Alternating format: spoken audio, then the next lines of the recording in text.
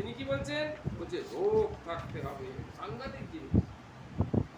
রোগ মানে হচ্ছে জেদ, এটা করেই ছাড়বো, এই জবটা করেই উঠবো, নামটা করবোই তবে শোবো, এরকম। তাই বলছি রোগ থাকতে হবে। জীবনে চলার পথে দুঃখ বিপদ আসবে, কিন্তু তা পায়ের তলা দিয়ে জলের মতো চলেও যাবে। শরণাগতি এবং ঈশ্বরের উপর সম্পূর্ণ বিশ্বাস আমাদের বাধা জয় করে লক্ষ্যে পৌঁছে দেবে।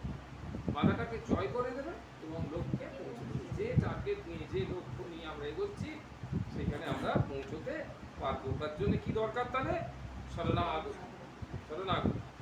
ঠাকুর শ্রীরামকৃষ্ণ বললেন, সংসারের মধ্যে বাস করে যিনি সাধনা করতে পারে তিনি বীর সাধক। তা তো বটেই।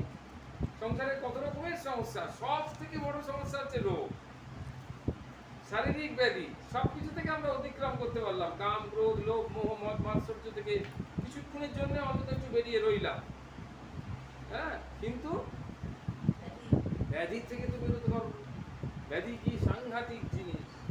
আবার এই যে বড় মুখ করে বললাম যে কাম ক্রোধ থেকে বেরিয়ে আসতে পারবো, এভাবে সাংঘাতিক, আবার একদম ঝাপটা মেরে কামের মধ্যে ফেলে দেবে, কি সাংঘাতিক ঘটনা।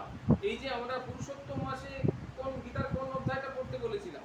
পুরুষোত্তম যোগ 15 অধ্যায়, তার 5 নম্বর শ্লোক হচ্ছে নির্মাণ মোহা জিতসঙ্গ দোষা আধ্যাত্ম নিত্যা বিনিবৃত্ত কামা।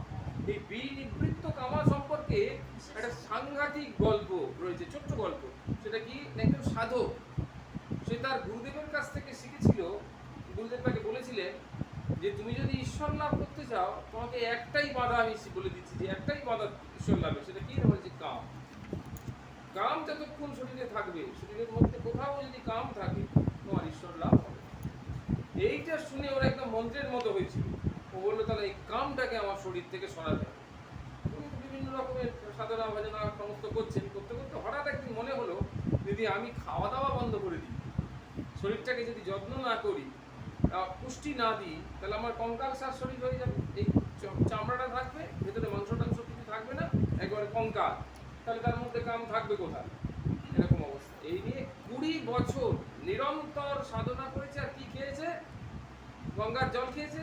আর কি খেয়েছে? না গাছের ছাল, শুধু গাছের ছাল খেয়ে বেঁচেছে 20 বছর, একদিন দুদিন নয়। 20 বছর পর কামদেব এসছে পরীক্ষা নিতে। কামদেবকে দেখে তখন ওই সাধক বলছে, তুমি এসছো, কিছু করতে পারবে, আমার উপর তোমার কোনো প্রভাব চলবে না, আমি কামকে জয় করে বসে আছি। কামদেব ওকে নমস্কার করে চলে গেছে। 1-2 দিন পর ও তো গাছের ছাল খেত। সকালবেলায় পূজা অর্চনা মঙ্গল আরতি সমস্ত করার পর, এটা বলেছি?